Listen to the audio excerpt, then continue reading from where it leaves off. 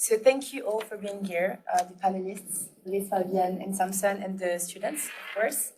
So I'm Katerina, a second-year master's student in international history and politics, and I also work at the alumni office with Karine. And so before introducing the panelists and the topic, I just want to remind you that we'll have a Q&A session at the end. So feel free to use the Q&A function on WebEx for those of you who are online, and for the rest, you'll be able to ask the panelists directly at the end. So, and also feel free to ask your questions in French if you prefer, or in English. It's the same. So just a quick word on Inspire Students. So they're thematic roundtables organized by the Alumni Office, through which we want to connect students and current students and alumni of the institutes around shared interests and to share experiences. And so this one, this first of the semester, is a collaboration with the Career Services, which you know probably very well, and the Professional Development Committee and the Human Rights Conflict and Peace Initiative. So a big thank you to the two teams who helped us to plan the event, and to Kevin, who will moderate the discussion. So today we have the great chance to have some experts with us who work in various sectors and who have all gone to the field at some point of their professional path. And again, thank you for being here to discuss the challenges and opportunities related to going to the fields. So the panelists today, I'm going to introduce them very quickly. So online, first we have Fabienne Bernard, who did her MIA in 2017 and who's a field delegate for the ICRC based in Colombia. She previously served as program officer for Caritas Switzerland in Chad, where she led the elaboration of a project for the Swiss government. And in 2017, she traveled to Myanmar in order to conduct interviews for her master's dissertation on natural resources and peacemaking. We also have online Samson Law, who did his MIA in 2015 and who's a program development officer at Nonviolence Peace Force, which is an NGO whose goal is to protect civilians in violent conflicts through unarmed strategies, and he's currently based in Iraq. From 2020 to 2022, he worked in South Sudan, where he dedicated himself to safeguarding vulnerable individuals, monitoring conflict trends, and working with community members to design and implement strategies for mitigating protection risks. He previously also worked in Somaliland and Sierra Leone. And here with us, we have Rizwan Barra, who did his MSP in 2015 and who's a civil society advocacy associate specialist at the Global Fund, where he provides support for engagement within civil society, communities, and other advocacy stakeholders in many of the organization processes. So he previously worked as program officer, first to the Mali country team, and then for the COVID-19 response mechanism for the Democratic Republic of Congo within the same international organization. And prior to joining the Global Fund, he was a program officer in Ouagadougou, in Burkina Faso, for the Fondation pour le Développement Communautaire, where he implemented a new youth in action program in the Mohun Belt in partnership with Save the Children Canada. And so we were supposed to have with us Agnès Lafal de Santos too, but unfortunately she couldn't come because she had the last minute impediments. So as you can see, we have a great and impressive panel today with us. We're very lucky. And now I give the floor to Kevin Marquez, who is a career advisor at the Institute and who will go through the questions today. Thanks, and thank you all for coming. It's great to have like a full room. It's a credit, I think, to our very great panelists. We're all excited to see it, I'm sure. So I want to say thanks for offering me the chance to moderate. I think some of it had to do with the fact that I spent 10 years in the field myself doing work. So I was very happy to do this because the field is such a strange term anyway. So what is it? And in some areas we're not supposed to use it anymore. It's a discussion that we should say country office level or things like this. So it's a politically loaded term. It's also a very vague term. It means different things in different industries. And it also, working in the field, whatever that means, has lifestyle implications, family, friends, all these sorts of things. So very interesting topic, no matter what sector you're working in. We have 3 people here who are doing it all a bit differently.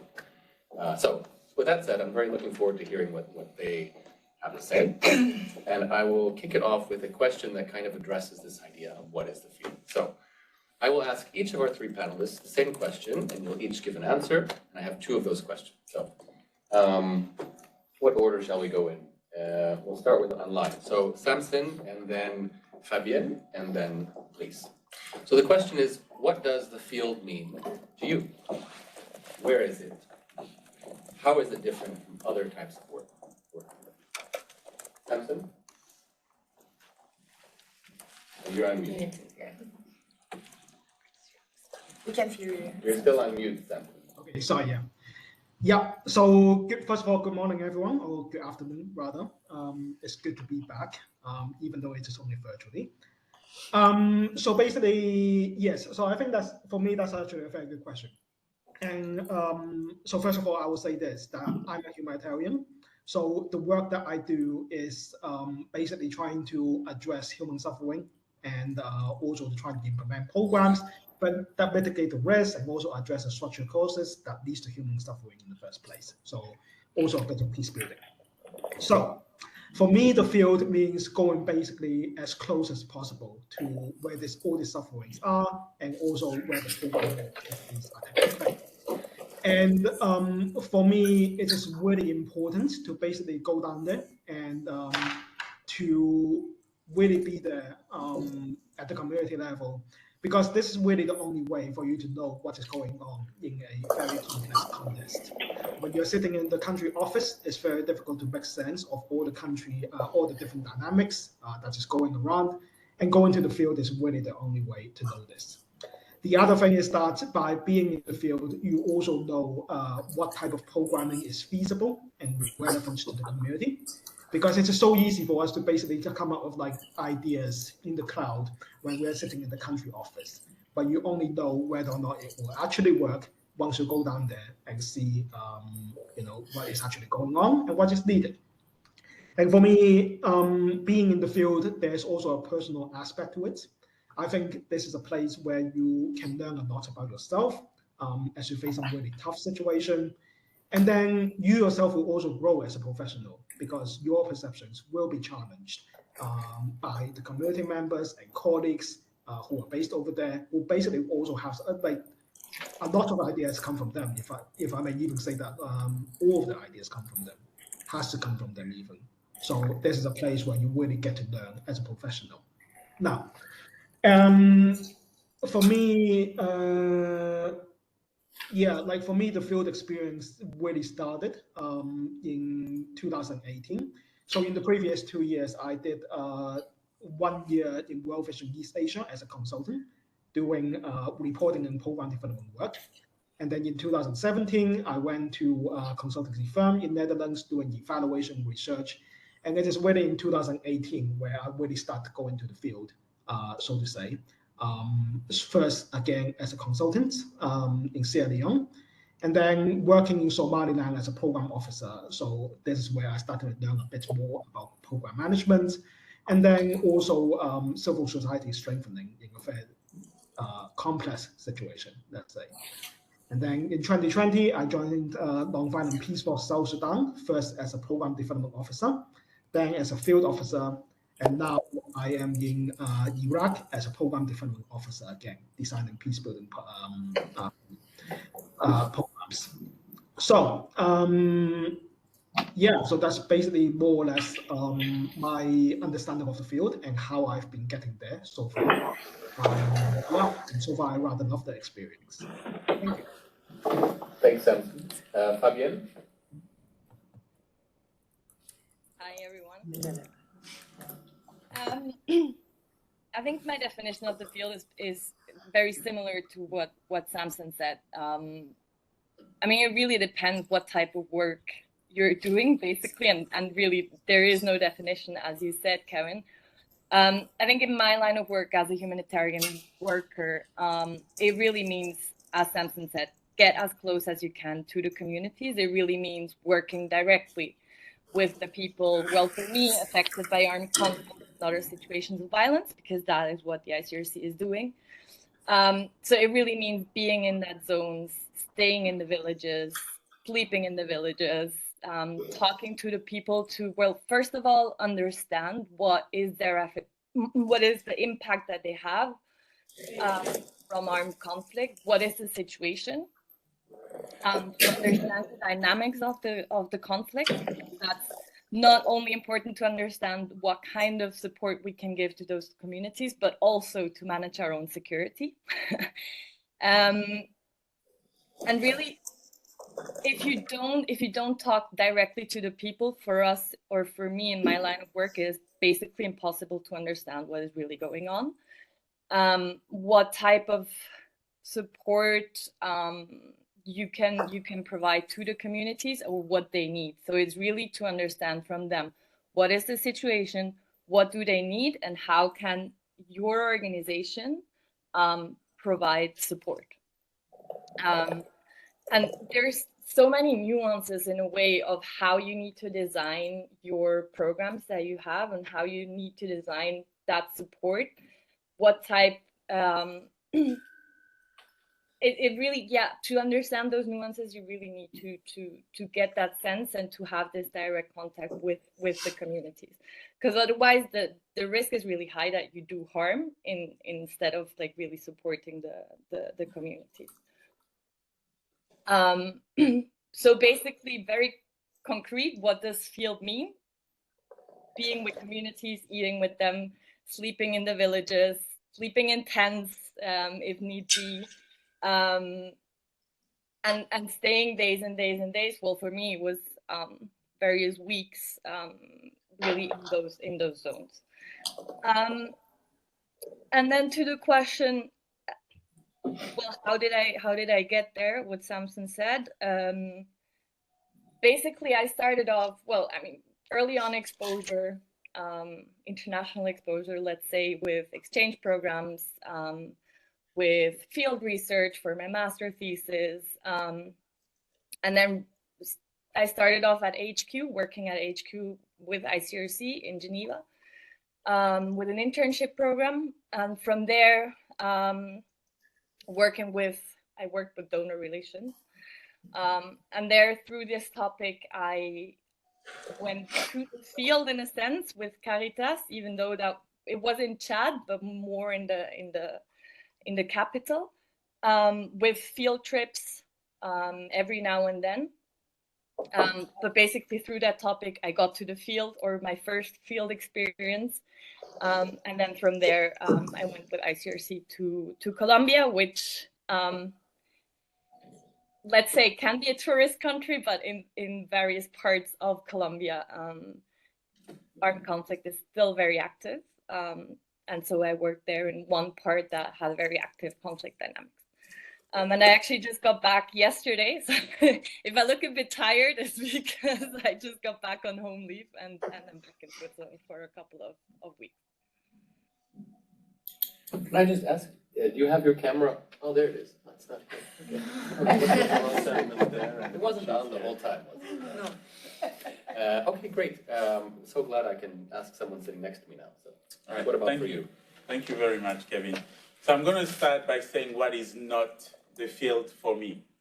And for me, what is not the field is just what we call developing countries or the global south. And I'm saying this because I remember something that happened to me. I did my undergrad in the US, and before coming to Geneva to do my master's, I moved back home to Ouagadougou, Burkina Faso, to work as a program officer for an NGO, La Fondation pour le Développement Communautaire. And when people saw that on my CV, they're like, oh, I see that you were working on the field in Burkina Faso. I was like, no, I was just home working. That's not the field, it's home. Now with that job, I would leave the office in Ouagadougou to go to other cities or villages. Then that's being in the field now. Not just being in Burkina Faso is the field. So now, having been working at the Global Fund for almost 8 years, for me, the field now means being outside of the office. So if, maybe you're gonna say that's a bit ridiculous, but if I'm leaving the office in Grand Saconnet to go to the UN for a meeting, it's going to the field. If my colleague that works on harm reduction leaves his desk to go to the drug dispensary near Cornavin, that's going to the field.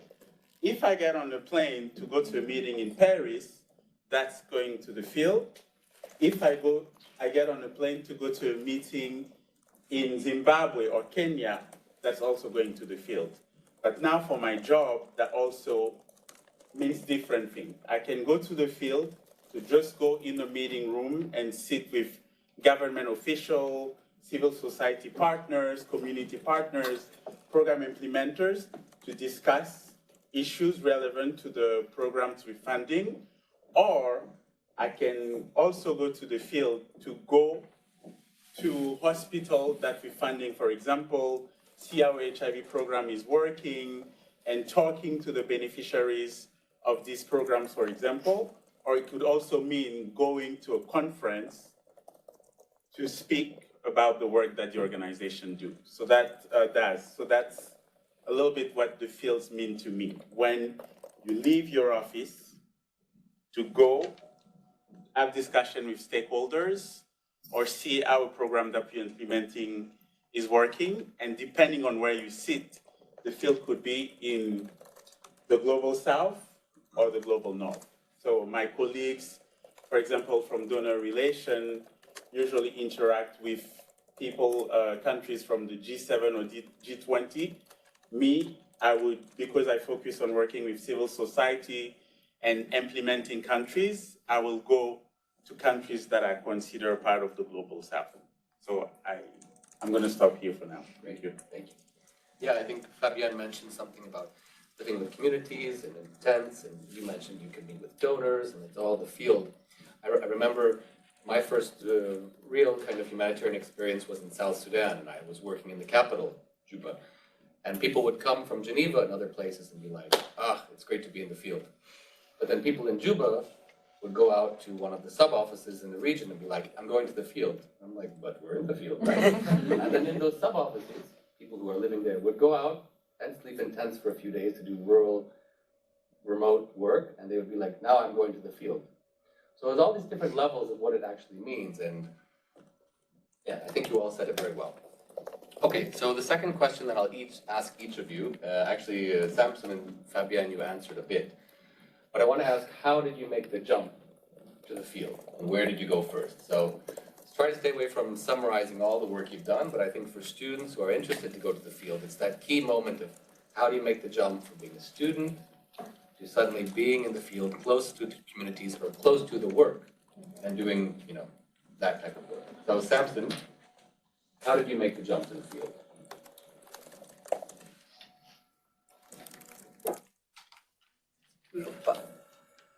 Sorry, I didn't realize that I muted myself again.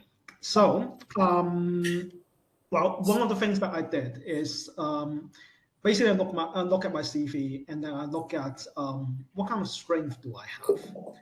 And something that I realized very early on is that, regardless of how I did within the academy, one of the very good benefit that I got from Geneva is that I got like a very good theoretical understanding of what humanitarian and peace building is. And then the other thing that I got is the ability to basically do research and also trying to lay it out in a convincing argument. So that's basically kind of like the very first thing that I latched on. And that is the reason why that my very first experience are basically policy level kind of stuff, regional support, so again, giving advice on program development, M&Es or monitoring evaluation. So very paper-based things, but that's precisely where my strength really comes into play after getting all of those from Graduate Institute. Now, a lot of the skills, they are also transferable and also applicable down in the field, again, however it is defined. And it is, again, with this kind of things that I first go to Sierra Leone. To a certain extent, it's kind of like a continuation of my previous work, because, again, Sierra Leone is where I essentially work at the same consultancy company. But that becomes an entry point, because by then I've already been down to another country, to a completely different cultural context, which makes it a lot more easier for me to transition to another African country, namely Somaliland, well, African region, let's say. And then in Somaliland, I pick up another very useful skill, so program management. And it is with this combination of skills that I managed to get myself to South Sudan. So to basically sum it all up, I think in the very beginning, I really trying to play to my strength in my field in terms of my strategic understanding and also theoretical understanding of the sector. And then slowly pick up the skills that I think would be useful and also will be something that I will be interested in working in later on, namely research, program management, and and then slowly build my CVs around it. And then for each job, it's essentially basically just selling your CV to people who are recruiting. And so I wouldn't say that I completely work out all the steps, but yeah, but in general, these are basically the flow, the approach that I did in trying to get from Geneva down to the field. Okay, thank you. Now I know to turn to my left, and Fabian is sitting on this screen. So Fabian, how did you make the jump? That was always a challenge for me. I think as a student, I never really it was a challenge in a way because I think what happens is if you want to go to the field, basically what they ask you is field experience. But like really finding the first job to go to the field, it's difficult because where do I get the field experience from? So how did it work out for me in the end? I think definitely the fact that already as a student, I tried to do exchange semesters. I did one at IHED in Mexico. The field research for my master thesis definitely was also a plus. But then in the end, really, I basically starting off at HQ, I developed skills in donor relations, and then through those skills, I kind of made the jump to Chad, where they needed someone with those skills, but in Chad. And I think that was like seeing that I already was abroad, even though maybe I didn't really work directly with communities or I didn't have like work experience in the field, whatever that means. I got to Chad, and then once having been in Chad, that gave me the field experience that they asked for. Then at ICRC to work as a field delegate. How did I make the jump to the field? By volunteering. So when I finished my bachelor degree, you know, in the US, they have this system where after you graduate, you have a year to get experience in your field of study. And then, you know, you either continue working or you apply for grad school. And I knew that I wanted to go to grad school. I wanted to apply to good schools. I didn't want to do the 1 year of, it's called OPT, optional practical training. It's like, what do I do instead? I was like, well, I've always been curious about going to South America. I want to learn Spanish. Maybe this is the opportunity for me to do that. So what I did is that back then, in my mind, I knew that I wanted to work for UNICEF or UNESCO, or something that had to do with education and children. So I looked for a non-governmental organization that was doing just that.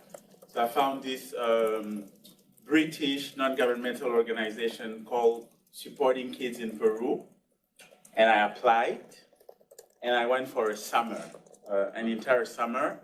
And what I was doing there is I was teaching English to children between the age of 6 and 9 in a very impoverished area in the morning. And in the afternoons, we had an after-school program where those kids would come and we would tutor them with their homework. We'd also have some other volunteer would play football with them and things like this. And in the weekends, because we were providing a little bit with the money that the volunteer would pay to join the program, would give support their mothers to have some activité génératrice de revenus. Sorry, I don't know how to say it in English. And on the weekend, we would go then to their houses to have discussions with the mothers to see how their activities were going, what were the bottlenecks that they were experiencing, and trying to help them solve this so that they could generate more money. So that's what I did to make the jump. And after these 3 months, I went back to the US, started working on my grad school application. And again, I had a window of 6 months before coming to Geneva. So I was like, why don't I just go back home and look for a job there?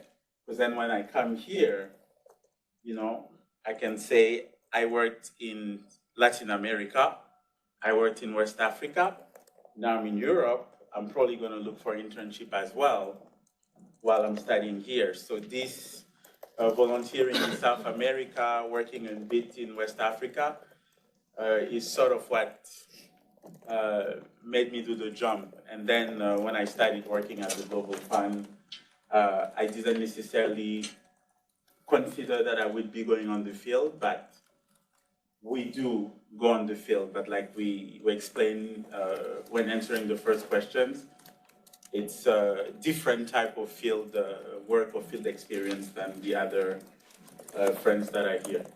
Thank you. Thank you. Yeah, I think you've all said very good things, and I think they're all true. I mean, Samson mentioned this idea that you have skills when you graduate, writing, analysis, research. Those are skills you can bring to the field. The other two of you mentioned kind of like, well, you can get skills another way through volunteering, or another way is by working in your home country. I mean, when you went back to Ouagadougou, little did you know that that was great preparation for the field, and we all can do that. I started by volunteering with my own community of refugees who were there because it was something close to home that I could do. You can volunteer in the medical field, in the social work, lots of things in your home country that will prepare you very well for the field. And I know lots of hiring managers will look for this sort of thing. So nice, great variety of viewpoints on how to kind of prepare yourself to make that jump. I think they're all true. Okay, now I'm going to ask each of you guys some specific questions about your careers. Am I asking each person all their questions, or are we going one by one? Do one by one. One by one, Yeah. so you don't have to rest for 40 minutes yet. Okay, so Fabienne, we'll start with you. And Fabienne, you're currently a protection delegate or a field delegate with ICRC in Colombia. So I want to ask, what does it mean to be a field delegate? You've got the word in your title, with the ICRC in Colombia. How is this different, if you know, from working for the ICRC in Geneva, for example?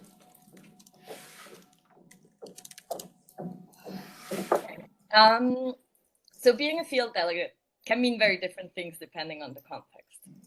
It's always for the ICRC, but depending on the context, would have similar but a bit different.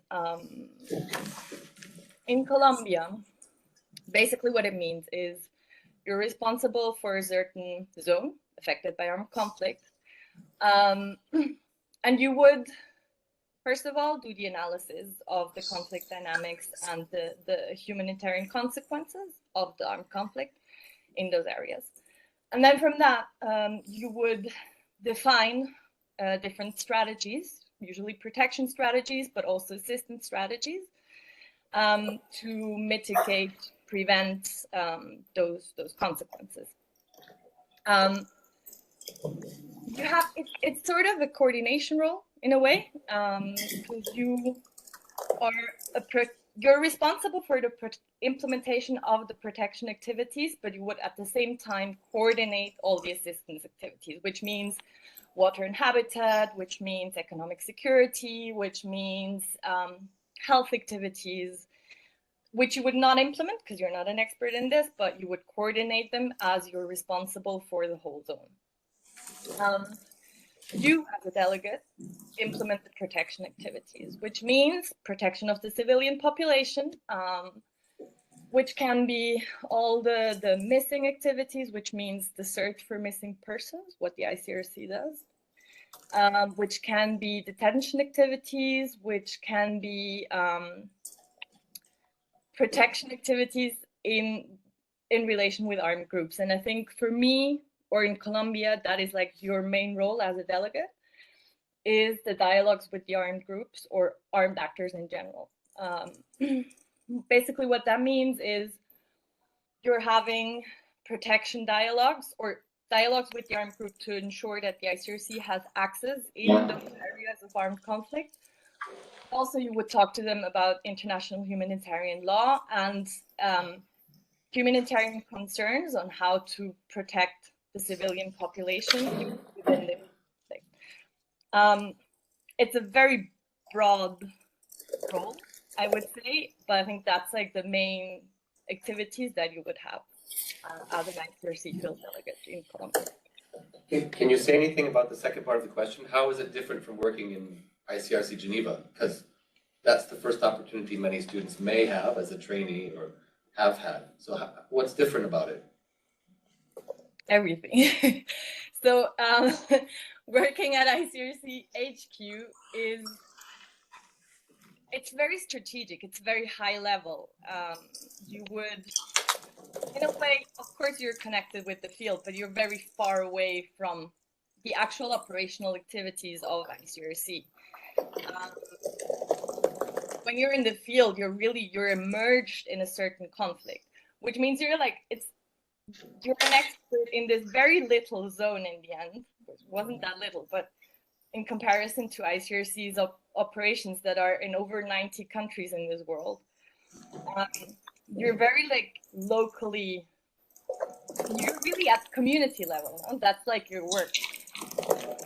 When you're at ICRC HQ, you really work among those 90 plus countries and at this strategic high level,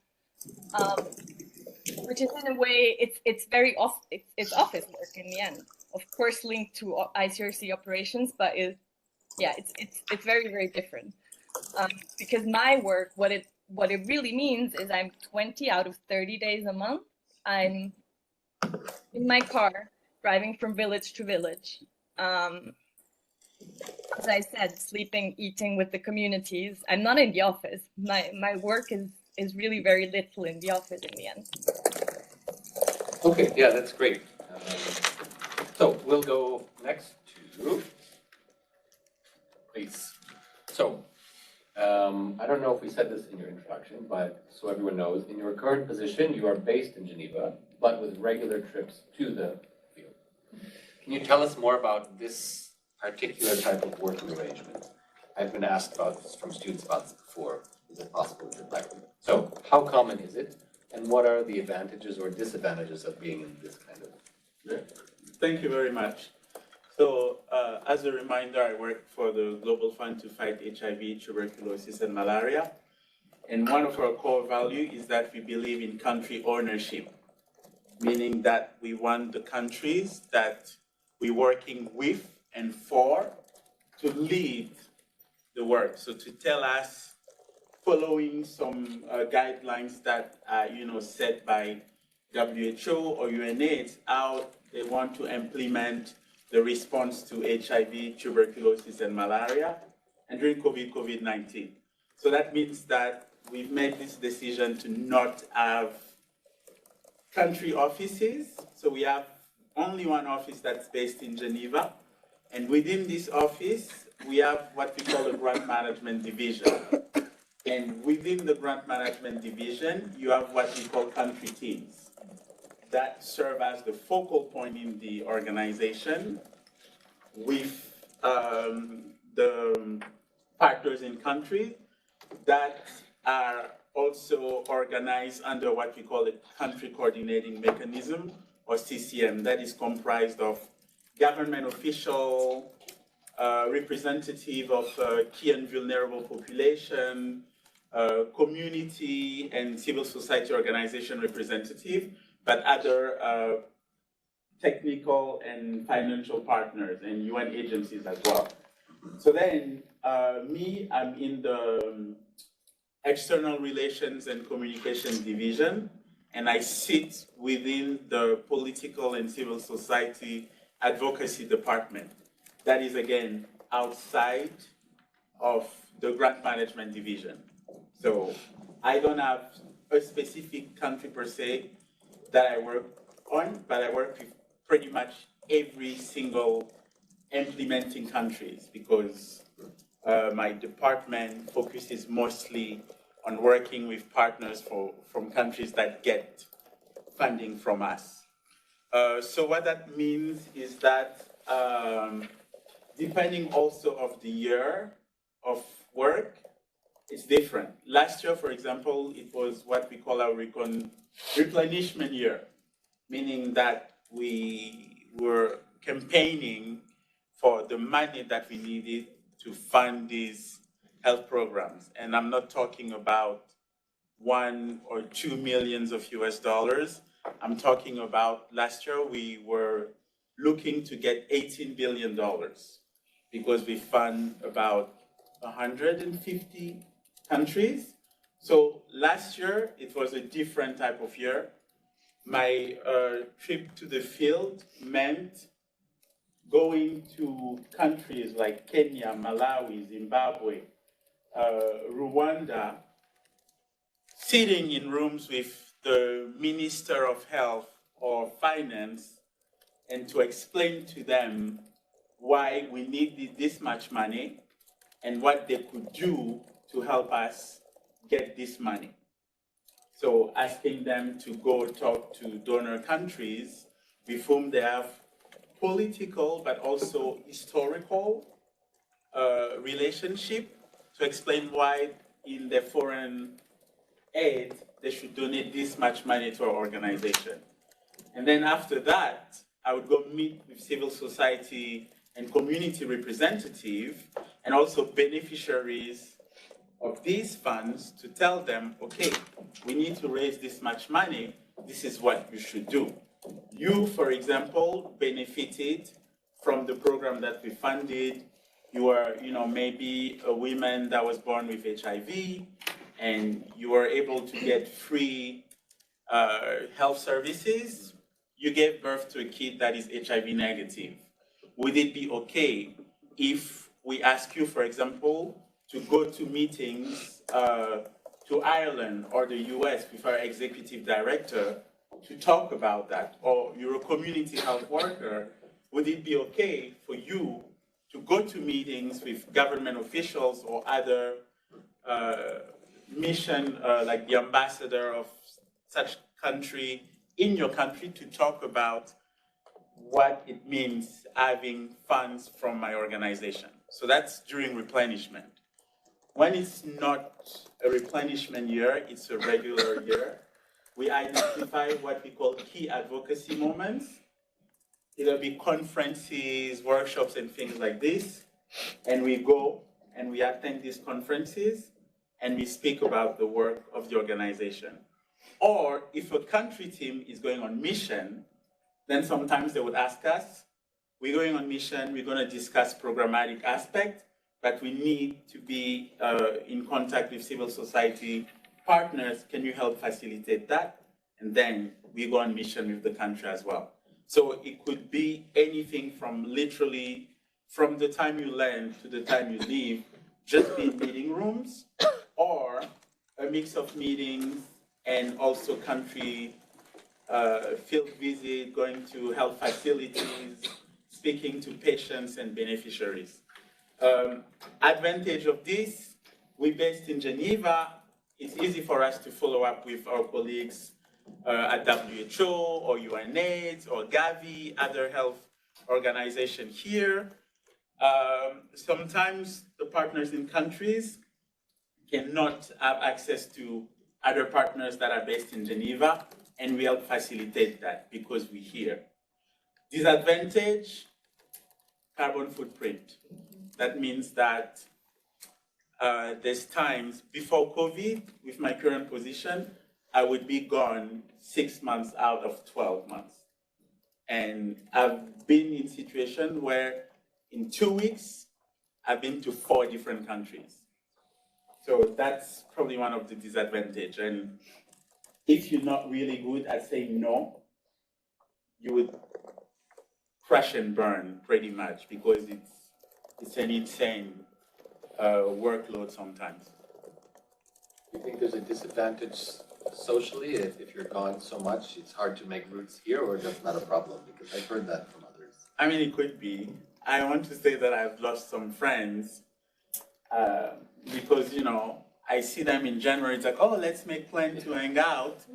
And I'm like, sure. And then I reach out in May or June, oh, wow, we see how much we matter to you. And I was like, no, I was literally out of the country for this long. Oh, but I saw you in Geneva a month ago. I was in town for just 2 days. I need to rest. Give me a break, you know? So that could be a bit of the disadvantage. And if you have a family, that could also take a toll. But it should be a good thing if, you know, you're a single person and you just like being on planes. Thank you so much. After COVID? Yeah, you travel less. After COVID, we traveled less because, you know, before COVID, we were of this impression that we needed to constantly travel. And when COVID started, because you had to revert to online, you would speak to partners and stuff like this, we noticed that it was not necessarily necessary to go to the field all the time. So maybe instead of traveling 5 or 6 times in a month, you go 2 or 3 times.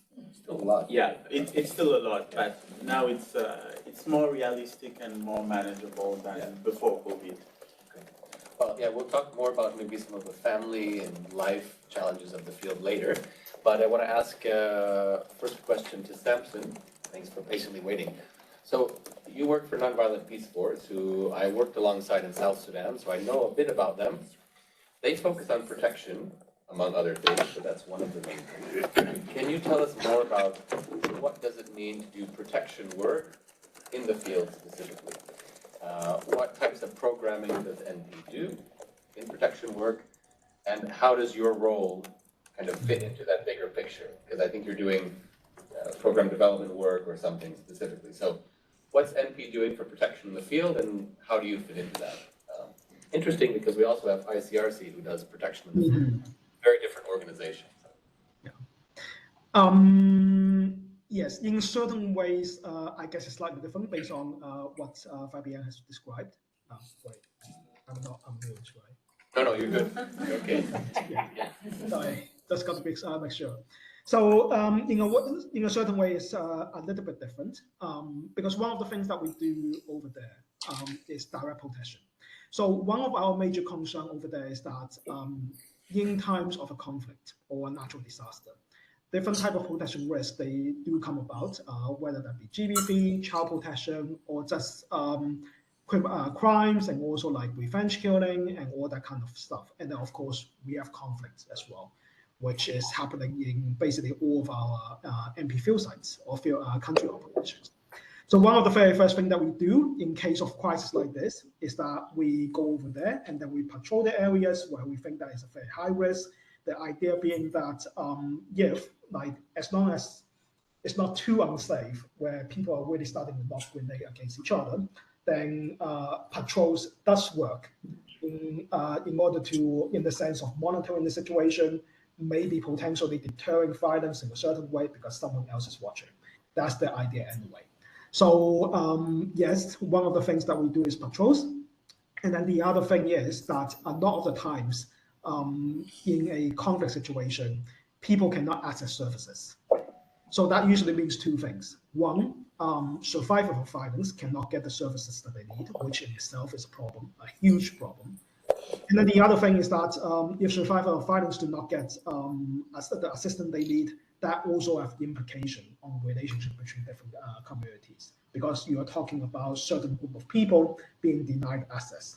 Now, women is definitely one of the most common group that we've seen, but then we also can see like groups from a certain clans or from certain families being denied access.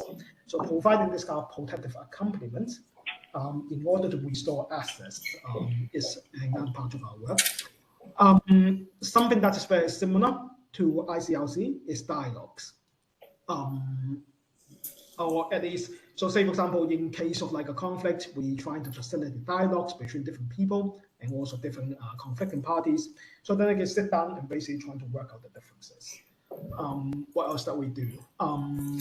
We also kind of specializes in, to a certain extent, conflict sensitivity. So again, that is making sure that like services are delivered in such a way that it does no harm, and then it also doesn't exacerbate like existing conflict. So we provide trainings and also we provide like technical advices to people. Now, there's a single crisis situation. In a non-crisis situation, so let's say the crisis has died down, and now we can think more in terms of like peace building, building of systems and processes to prevent future violation. Now, this is the part where we talk to the duty bearers, whoever they may be, and also with the community members, and then we link them up to, well, first we train them, so then on things like, again, conflict sensitivity, conflict transformation, how to protect each other without the use of arms, so we do all that kind of things. And then afterward, we put them together where they can try to do advocacy, to discuss the concerns, and then we facilitate the strategy development that comes out of it. Now, in MP, one thing that we are very conscious of is that ideally we shouldn't even be there. We see ourselves more or less like as a stopgap measure,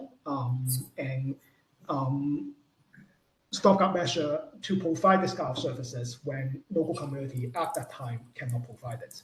So in order to try to, so what I'm talking about is local ownership in the end. That's the thing that we're really aiming for.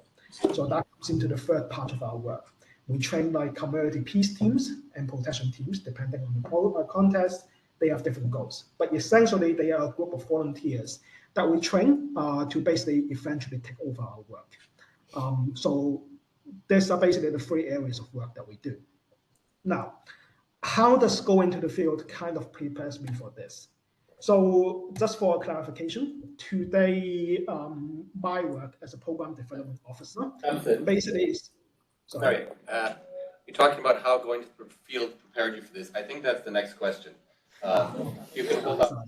Bring it. No, okay, cool. We'll go through everyone Yeah, else. so that's. Can you just touch on briefly though? Second part of this question is, how does your job fit into this? Because Fabienne talked about doing protection work for ICRC. She's in her car 20 out of 30 days a week. From what I know of program development work and stuff, and what you said, it's a lot more writing and research. So what does your job look like in the big picture of what NP does day to day? Yeah. Sorry, I was just looking at one of the questions.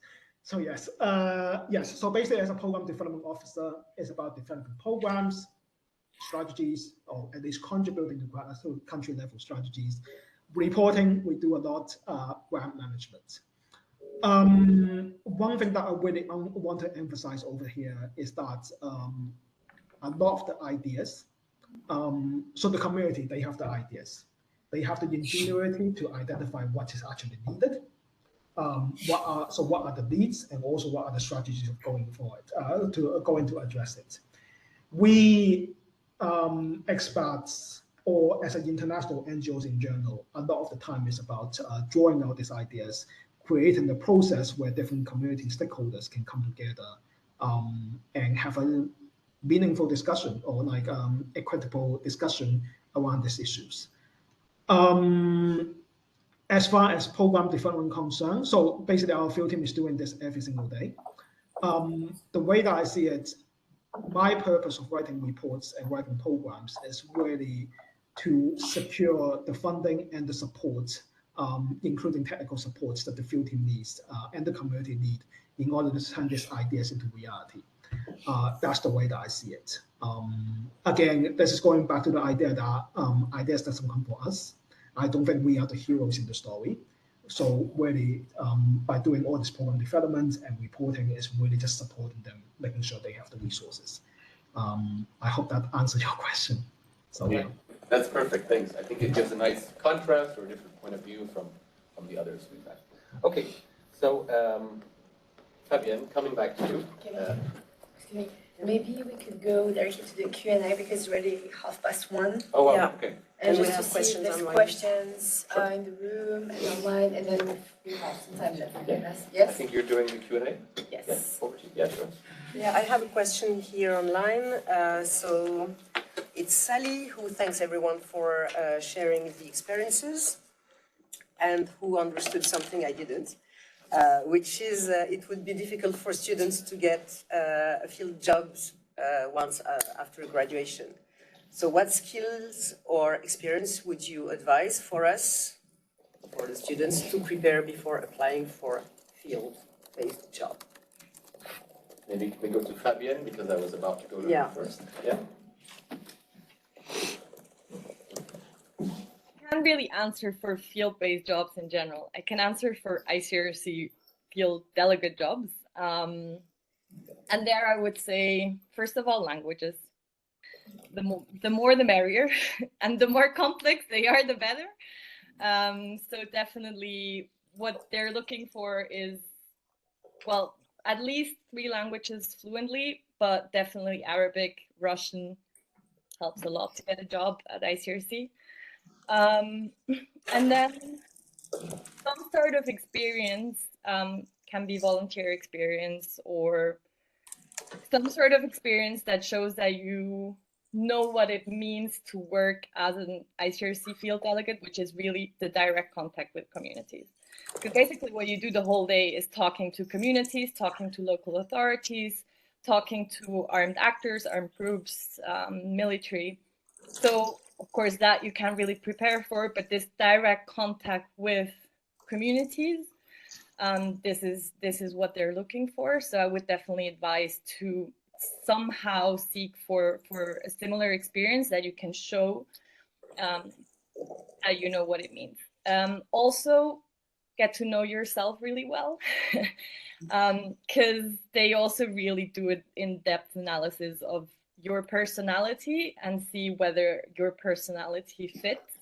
And that means, do you manage stress well? Do you work well under pressure? And that also means security pressure, because you do work in zones of armed conflict. And there they really look, do you know yourself well? And do you know how you will react in those situations? Of course, you will never really know, but until you're in there. But that's, I think, what I would advise to prepare for.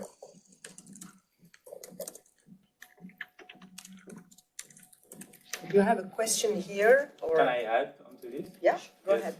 No, so to echo what Fabienne just said, languages is very important. And I'm francophone, so I'm from a country, where we speak French, Burkina Faso. And I didn't actually think it was, I knew it was great to speak French in international Geneva, but I didn't think that it would be like really an advantage for me until I started working at my organization. You would think, an organization of about 1,200 people, all based in Geneva, I'm pretty sure that half of us speak French. That's not the case. I started as an intern. 6 months later, I went to the Community Rights and Gender Department. In a team of 15 people, there were only 2 of us that spoke French fluently. So I ended up with just 6-7 months of experience representing my head of department at meetings in French-speaking countries because, well, I was the only one available, and that would also have this meeting in French. And fast forward 7 years later, I'm still in the organization. I'm the focal point in my team for some of the French-speaking portfolios. That means interacting, for example, with some French government officials as well, because France is the 3rd biggest donor in my organization. So I think it's very important.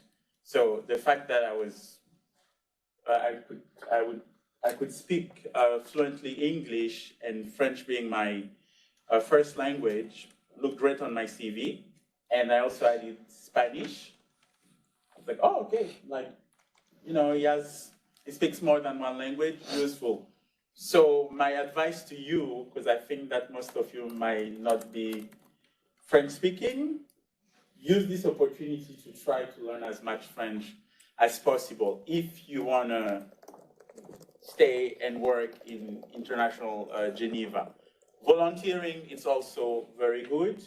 I am not telling you to try and go to a remote area. It could also just be working here in a soup's kitchen during the weekend, or signing up to help maybe asylum-seeking refugees that are here, because it shows that you're just more than a corporate person. There's a human side to you as well, and you probably someone that has a team spirit and that also understand people and don't necessarily put yourself on a pedestal, and whichever job you have, you will not be, you know, it will not be people working for you, but you working with and for other people that are in a less fortunate situation than you. So languages and opportunities like volunteering and things like that do help to secure jobs on the field. Thank you. And for me, I definitely do agree that language plays a very big role. In fact, actually, one of the reasons why, so for me, one of the reasons why that so basically there are certain regions in the world that I cannot go to because my French is just simply not good enough. It will be such a shame then that you have all the skills and all this knowledge, but then you cannot actually go there because you don't know the local language. So on that point, I definitely do agree. Language is super important. The other thing that I would like to raise is that when it comes to skills, research skill is definitely something, and research skills and also like knowledge in the thematic area, definitely something very important. If, say for example, in your dissertation, a lot of the courses that you do is already very relevant. And if your dissertation can fit into like the area that you really want to work on, either in terms of geographical area or like a particular social problem that you want to resolve, then I think that actually helps. And then the other thing is program management related skills. Now, as a student, I do think that we have very good access to the ability to learn more about how to design a program, which essentially is basically strategy development, and also M&E, or specifically the skill to analyze data. So basically, pay attention to all those statistical courses and how you use data and also SPSS. That will be super helpful, no matter where you go. And then the other thing is soft skills. I do say that, so this actually goes a little bit beyond the academy, but to the extent that you can, travel a little bit more, get yourself exposed again through volunteering or by traveling. Because understand that a lot of the places that you go to that you can potentially work in have a completely different political and social structure. And you would have trouble surviving as a person even, or even just thriving in that environment if you are not already exposed to it and develop certain kind of adaptability in putting yourself into that kind of environment. Now, I have to put a little caveat over here that all I've been saying so far is based on my own experience. And I will assume that there are other paths out there that you can also get to the first field experience. So one thing that I would recommend is look at a job description. Imagine where yourself will be in 5 years' time, and then look at a job description that most fits that scenario. See what kind of skills that they actually ask for, and maybe those are the kind of skills that you want to actually try to develop. So that's an advice that I got many years ago. Now I suppose I can try to pass it back again. So this is the thing that I want to put out there. Yeah. One last thing as well. Also, do not be discouraged if it takes some time for you to get field experience. Be patient. Spend some time working in HQ or like volunteering in your home country and stuff. Because first of all, it's a very good way for you to gain the experience and the skill that you need to thrive in the field. The other thing is that it's only fair to the people that we serve, that it wouldn't be so good, let's say, that we basically have like a fresh grad coming in and basically figuring things out on the first day. It is actually it is a possible way to go about it, but don't be afraid and don't feel that it's a setback if you have to stay in the country office or HQ level office for maybe 1 year or so, gain some experience first before going down to the field. So there's no rush in there. So that's the last thing. Thank you, Samson. We have plenty of questions online. Just wanted to open the floor also to the room, maybe. Go ahead, please. Yeah, I think it was actually also a question online, but I think a lot of people are curious to know more about, like, I think Nina asked it online, I just saw it like popping up, combining field work with like private, family, like work of the kind of personal motivations and what you think that like is needed from like our side to navigate that. I don't know if that was as online Yes, like that. Laura is online and she has her camera open, so, but it's Is the it same the same question. or does she want to like maybe Go add ahead, some? please. So who wants to answer to this question? So could you repeat the question again? So it's a question of family and how you deal with that. I think we spoke about that a little bit, but maybe you want to tell more. Well, you told us about your friends, maybe Kevin about the family. Yeah, is it like how to manage family and life when you're working in the Yeah, field? more of like private and maybe also like having like the distinction between your work and your private life. So more of a kind of private life navigation. So, I mean, for me, I can speak to the maybe work-life balance, per se, because it's something that is very important to me. You know, I work to have a life. I don't have a life to work. So, which means for me that when I'm in the office, if I'm supposed to work 9 to 5, I will work 9 to 5. If you send me an email at 4:55 asking me to do something, that's gonna have to wait because I'm disconnecting to focus on myself.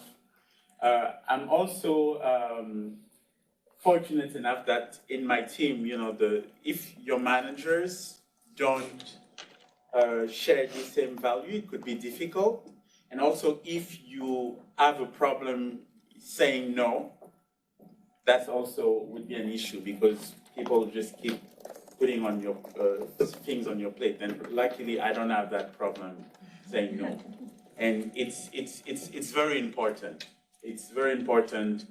One thing maybe worth doing when you start in those jobs, your first meeting with your manager and staff, it's, hey, this is very important to me. I don't like being micromanaged.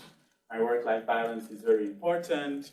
Sometimes I will work the extra hours, but not all the times. And I know I've seen colleagues that struggle with that because they're not good at setting boundaries. In my organization, in terms of the family staff, I know that before COVID, for example, if you were going on a mission to a country that was not considered challenging operating environment, some colleagues would actually take their children with them on the mission. And if they were like the hotels where we're staying, there were a crèche or something like this, you could leave your kid there and go to your meetings and things like this. Or internally, there would be some community groups where, you know, if you are comfortable enough with some of your colleagues, they would agree to watch your kids while you're on mission. So, for example, I did that for a colleague once. She was going on a mission for a week, and for an entire week, I was looking after her kids. That's pretty rare though, probably. Yeah, but it's rare, but... I mean, in organizations to have this set up, wow. Yeah, but I mean, some organizations facilitate that. Some people are more fortunate than others, and it's definitely something to keep in mind, you know. And like I said, I don't have a family, so it's not a problem for me. When I have to go on mission, the only thing I need to worry about is who's going to water my plants. Because I ask my friends to do that, but I'm pretty sure that for other colleagues that have families, it's trickier than that. I'll water your plants if you watch my kids. Do you have other questions here?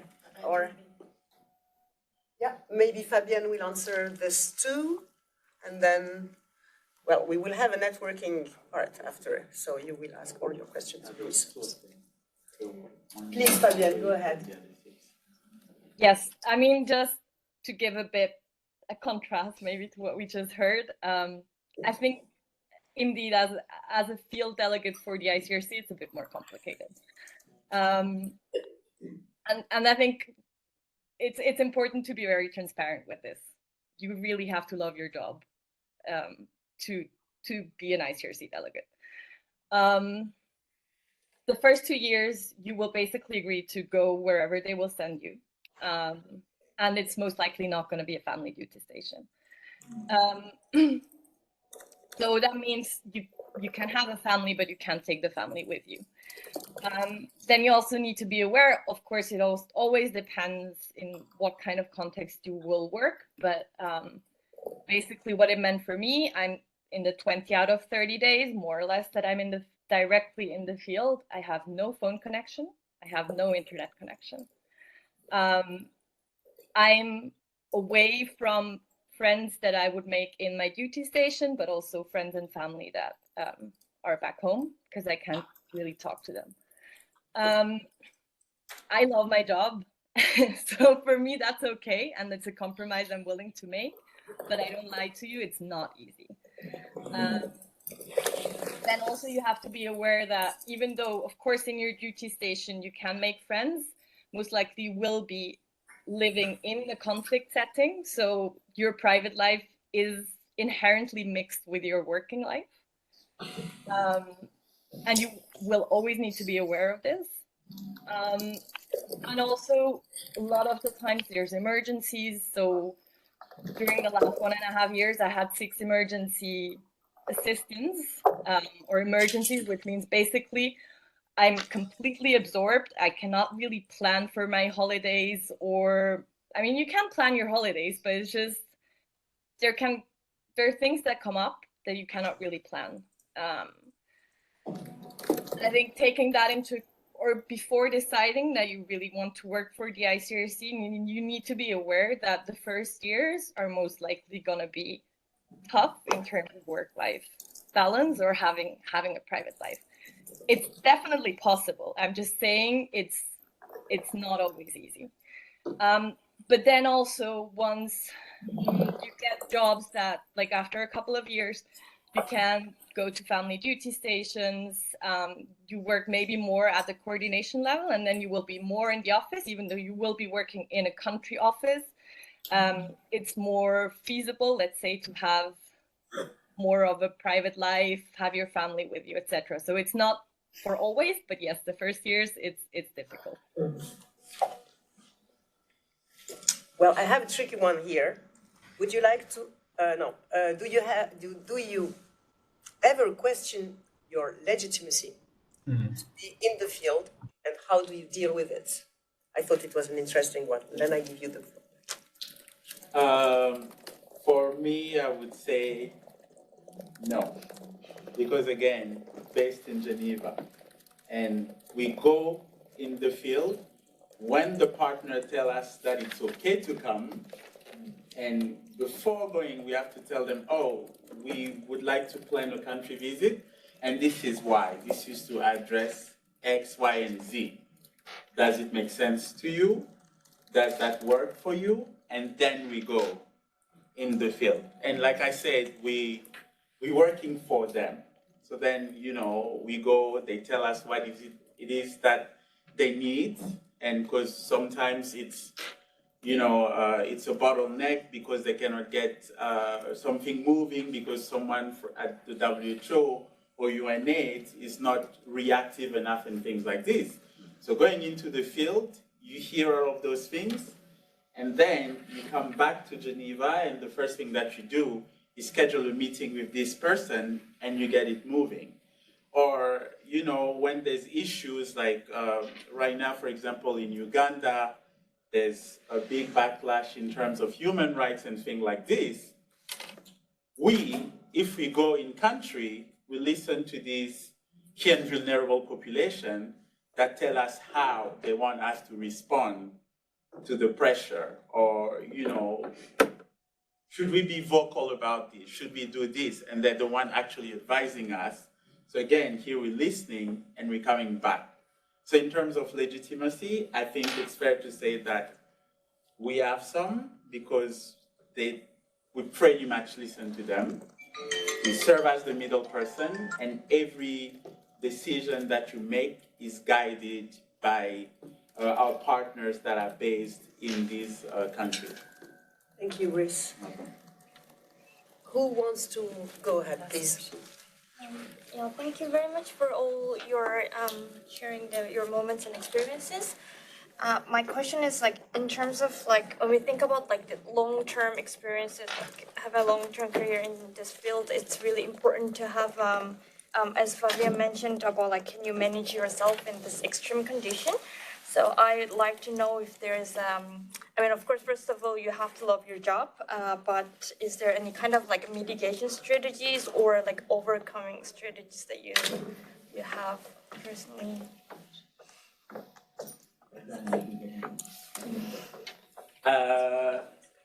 Go ahead, Fabienne.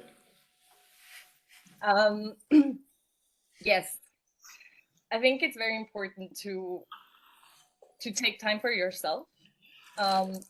In my work, I have a lot of emotional cargo, additionally to sometimes maybe the security issues that you might have, or difficult security situations. So yes, I need a lot of time for myself. So coming back from my missions, I would have like different rituals, different sort of little things that I know help me to kind of discharge, because you take a lot of emotional charge in the job, and it's important to get rid of that, because otherwise that will very likely very fast lead into a burnout. So being aware of that and being aware of what are your own emotions and what are the emotions that other people, that you absorb from other people, or what are emotions that you might have due to situations in the field. Getting rid of that and really taking the time for that is really important. If I can add to that, I think it's also a matter of personality. So me, myself, for example, I've always thought of myself as someone very independent. Even my parents, when they see the type of work that I do, are like, oh, from a young age, you've showed this, independent side. So it's not a surprise for us that you're able to live away from home for such a long time. And I'm absolutely fine with that. So, and I think we're having this conversation right now. It's the type of lifestyle that I like, because I don't have a family. But when I will be ready to start a family, I'm also going to be okay leaving that behind. And like Fabian has mentioned, while we do this type of job, there's coping mechanism and stuff. So when I return from like many missions, I'm absolutely fine disconnecting, not responding to messages, and staying home and playing PlayStation or even just napping, Don't feel guilty about just taking a break. It's very important, because you need to recharge before you spend that energy again. So for me, so basically for like about a year or so, 9 months to be precise, I was basically based in the field, in a village, living in mud house. So yeah, so the condition is pretty rough. And in that kind of extreme situation, I guess these are the kind of things that I did to trying to keep myself afloat, let's say. First of all, getting yourself a hobby is pretty much a good idea. Something that you can do at home, because basically at night when the mosquitoes are out, it's very difficult for you to go outside without getting a malaria. So find yourself some hobby, whether that be computer games, yoga, doing star jumps inside the room, or artwork, whatever make your clock ticks. So just see what that is, and make sure that you are able to do that in the field. That's one thing that you can do. Sports, I have already mentioned. So a lot of my colleagues, not myself, unfortunately, because I don't have the stamina, but a lot of my colleagues, they go out there and play football in the community, which, by the way, is a very good way to know the community, know the people over there, and also bond with your staff and stuff, which also is related to the third point. Just spend more time with the community members. Yeah, like immerse yourself in the experience. Enjoy it while you're there. So that's the third thing that I did.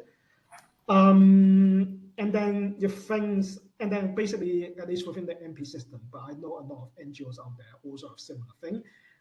We do have hour now, so rest and recuperation holidays. So in MP, we are talking about every single 10 weeks. Actually, it depends on where you are.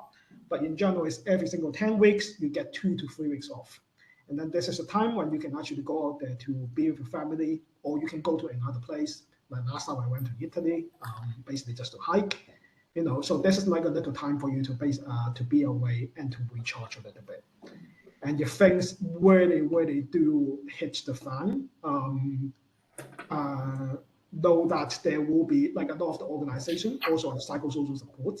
So basically, people that you can also talk to in order to make sure that you are on the right track emotionally. The final thing that I want to mention as well is that there's also a little bit of expectation management. A lot of the time, the frustration that we have in the field comes from the fact that no matter what we do, we seem to be facing the same problem every single day. Now, it depends on what kind of goal that you set for yourself, but at least within the MP contest, that seems to be the case. So my advice over here, beyond all this coping mechanism, is also the mentality of being patient. Know that you're doing what you can to make the community a little better or help the community to improve, but it will take time. So just sit back a little bit, do what you can, and do not try to force progress. So I think this kind of mentality is also super important. Thank you. Thank you, Samson. Do you have other questions here in the room? Maybe a last one or not? Oh, yes. Okay, go ahead, please. So when you are engaging with humanitarian actors, for instance, the UNHCR or the ICRC, in your initial stages, you might work in office or in the headquarters, for instance. So does expressing willingness to your supervisor to be in the field helps you to make the transition, you would say? Because a lot of people I have met, they would say that, because a lot of people may not be always interested to go into the field because you kind of sacrifice a lot on the family side of things, on your personal time. So would you say that if I go to my team supervisor and say, I'm very interested to be in the field, does that somehow help to make the transition, you would suggest? So again, I mean, it's a different type of experience, but my initial sense would be yes. I know, for example, that there's been country missions where it was not, part of my portfolio, I would say, and I would go to my manager, hey, I'd be willing to go there. Oh, great. So go.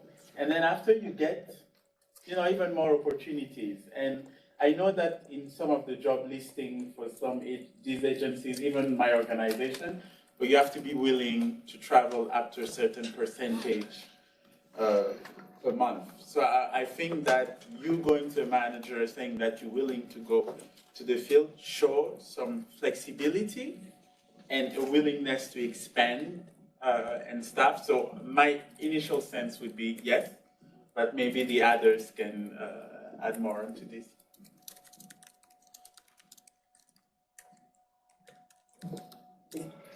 If it's not the case, it's just because we have 7 minutes left. We are supposed to have a networking event, and I'm sure after we finish here, you will be all with Brice asking some more questions, so that's what we want to do now. If you want to stay online, you can, because you can also exchange online. Just wanted to invite you to go on our YouTube channel, because we have a Building a Career series with alumni, and there is one very nice with Sofiane Khalfawi, who is who went into the field, who spent some years there, who opened his own NGO, and who is now working in Zurich, and he will explain you the whole path, and also how to have time for yourself. Also, there is one on ICRC with Cherry Anderson, who was studying at the time with Brice, and she is staying in Geneva, and she's staying at the HQ. She's not going into the field, so then you can see another kind of experience within the ICRC. And to join you on what you said about languages, and especially French, I don't know if you have heard about ODI, Overseas Development Institute in London. They are doing a great job and they are always looking for people talking French. Then that's it for me. Who wants to take the floor? Kevin? Thanks. Thanks to you. Thanks to you. Yeah, thank you for coming. And thanks to all our panelists. Fabienne, it was great to have you. Samson, the same for you. Thank you so much. And Brice, of course, thank you so much for being here today. Merci. Katerina, the floor is yours. It's your round table. You are the organizer. No, thank you very much. I think it was very inspiring, very instructive. So as Karen said, we'll have a little networking break outside in Hopi too. If you want to stay and ask some questions, you have some time to stay. Yeah, well, I Yeah, have 20 okay. minutes. Yeah. Okay, great. And if you want to stay online to ask questions to Samson and Fabienne, same if you have, let's say, 5 or 10 minutes just to answer those, feel free to do that. And thank you very much. It was great. And